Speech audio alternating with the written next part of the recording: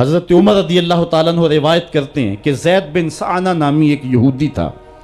جس کو حضور نے قرض دینا تھا۔ آقا کریم علیہ السلام دو جہاں کے مالک ہیں، لیکن حضور کا فقر اختیاری تھا۔ آقا کریم علیہ السلام کے گھر میں بسا اوقات کتنے کتنے دن چولہا نہیں جلا کرتا تھا۔ حضور ادھار لے کر کے لوگوں کی مصیبتوں کو بھی دور کرتے، اور گھر کا چولہا بھی بعض اوقات ادھار لے کے گرم کرنا پڑتا۔ اعلیٰ حضرت فرماتے ہیں مال کے کونین ہیں گو پاس کچھ رکھتے نہیں، دو جہاں کی نعمتیں ہیں ان کے خالی ہاتھ میں۔ تو کہتے ہیں کہ ایک دن حضور علیہ السلام کی خدمت میں ایک شخص حاضر ہوا جس کا نام زید بن سعانہ ہے اور یہودی ہے، اور اس نے حضور علیہ السلام سے قرض کا تقاضا کیا، لیکن تقاضا اتنے سخت انداز سے کیا کہ اس نے حضور علیہ السلام کی قمیص کو پکڑ کے کھینچا بھی۔ تو حضرت عمر رضی اللہ تعالیٰ عنہ نے جب دیکھا تو بڑے گھور کے اس کی جانب دیکھا اور اس کو پیچھے ہٹاتے ہوئے کہا کہ تجھے شرم نہیں آ رہی کہ اللہ کے رسول کے ساتھ کیسے سلوک کر رہا ہے اور میں تیرے سامنے موجود ہوں؟ تو حضرت نبی رحمت صلی اللہ علیہ وسلم نے حضرت عمر کو کہا عمر مجھے تجھ سے اس بات کی توقع نہیں تھی، ذرا غور کیجئے حضور علیہ السلام کی اس سیرت کے انداز کو۔ ایک شخص آ رہا ہے اور حضور سے سختی کر رہا ہے، ابھی حضور کو قرض لٹانے کی جو تاریخ ہے اس میں بھی 4 دن باقی رہتے ہیں اور وہ ناجائز سختی کر رہا ہے۔ حضرت عمر رضی اللہ تعالیٰ عنہ نے جب اس کو گھورا اور سختی کی تو حضور علیہ السلام نے فرمایا عمر مجھے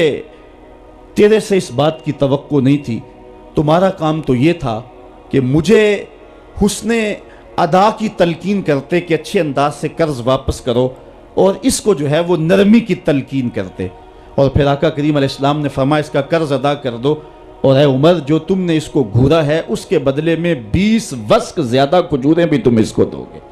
تو زید بن سعانہ نے جب حضور علیہ السلام کی اس سیرت اور اس کردار کو دیکھا، اور حضرت عمر رضی اللہ تعالیٰ عنہ 20 وسق اس کو کھجوریں دے رہے تھے، تو اس نے حضرت عمر کو بتایا کہ میں یہودی ہوں اور میں نے تورات کے اندر نبی آخر الزماں کی شان اور عظمتوں کے بیان کو پڑھا ہے، یہ بات ابھی رہ گئی تھی، باقی ساری نشانیاں میں نے حضور میں دیکھ لی تھی، اب یہ نشانی رہ گئی تھی، آج میں نے یہ بھی دیکھ لی، اور پھر وہ حضور کی خدمت میں حاضر ہو کر اسلام کے دائرے میں داخل ہو کر حضور کا عبدی غلام بن۔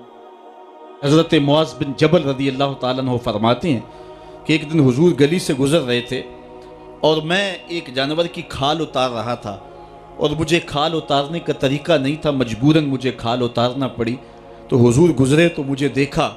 کہ معاذ بن جبل کو کھال اتارنا نہیں آ رہی، تو حضور رک گئے اور آقا کریم نے فرمایا معاذ ٹھہرو ذرا میں تمہیں بتاتا ہوں کہ بکری کی کھال کیسے اتاری جاتی،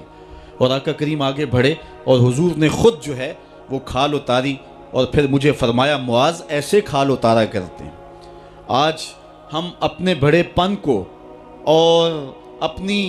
عظمت کو اس انداز سے لوگوں کے سامنے رکھنا چاہتے ہیں کہ ہم جو ہے وہ ٹشو کا ایک ٹکڑا بھی نہیں پکڑ سکتے، اور وہ بھی پکڑانے کے لیے ہمارے پاس ایک خادم موجود ہوتا ہے، لیکن آقا کریم علیہ السلام کی زندگی اور حضور علیہ السلام کی سیرت کی سادگی کا حسن اور جمال یہ ہے کہ حضور اپنے کپڑوں کو خود مرمت کر لیتے ہیں اور اپنے دیگر کام خود کرتے ہیں اور بطیب خاطر کرتے ہیں، اور اس میں کوئی چیز اپنے لیے شرمندگی کی محسوس نہیں کرتے ہیں۔ حضرت حسن رضی اللہ تعالی عنہ حضور علیہ السلام کے نواسے بھی ہیں اور آقا کریم علیہ السلام کی صحابیت کا شرف بھی پایا ہے۔ کہتے ہیں کہ کانا یجلس علی الارض، حضور علیہ السلام کی سیرت یہ ہے کہ حضور زمین پہ بیٹھ جاتے تھے، زمین پر بیٹھنے میں حضور شرمندگی محسوس نہیں کیا کرتے تھے، اس کو اپنے سٹیٹس کے خلاف نہیں سمجھا کرتے تھے، زمین کے اوپر حضور بیٹھ جایا کرتے تھے، اور فرماتے ہیں وَيَطْعَمُ، اور زمین کے اوپر بیٹھ کر کے حضور علیہ السلام کھانا تناول فرمایا کرتے تھے۔ حضور کی عادت یہ تھی کہ آقا کریم جب بھی کھانا کھاتے تو حضور جھک کر کے کھانا کھاتے۔ فرماتے ہیں کہ میرے پاس ایک فرشتہ آیا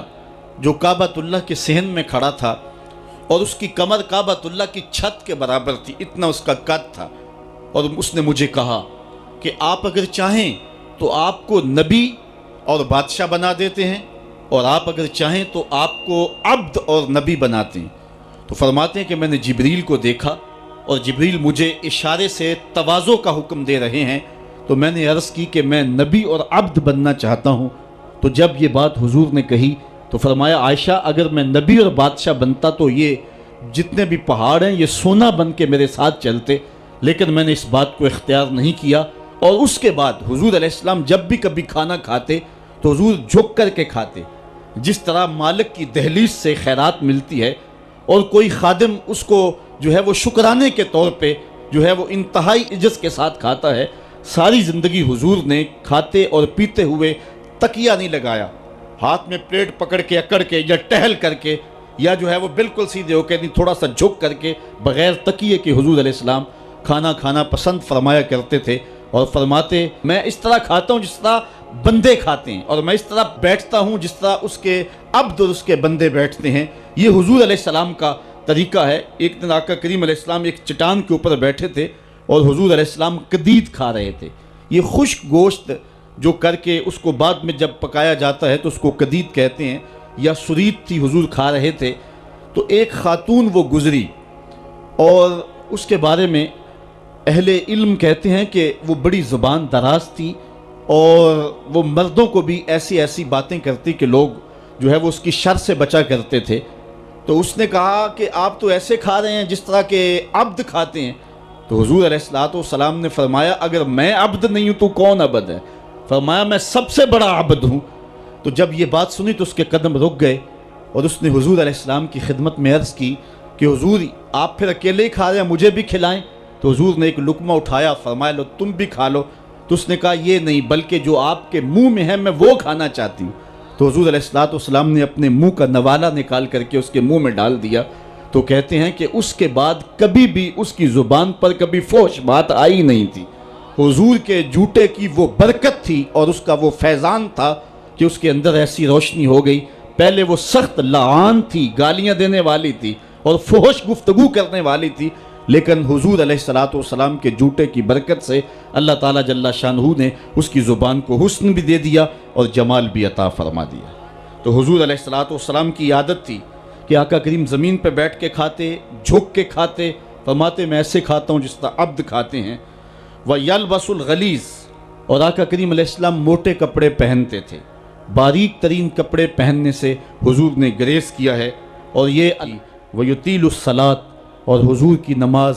لمبی ہوا کرتی تھی۔ وَيُكَسِّرُ الْخُطْبَةَ، اور خطبہ حضور مختصر فرمایا کرتے تھے۔ وَلَا يَانِفُ أَن يَمْشِيَ مَعَ الْأَرْمَلَةِ وَالْمِسْكِينِ فَيَقْضِي لَهُ الْحَاجَةَ، اور حضور علیہ السلام اس بات میں کوئی شرمندگی محسوس نہیں کیا کرتے تھے کسی مسکین، کسی لاچار،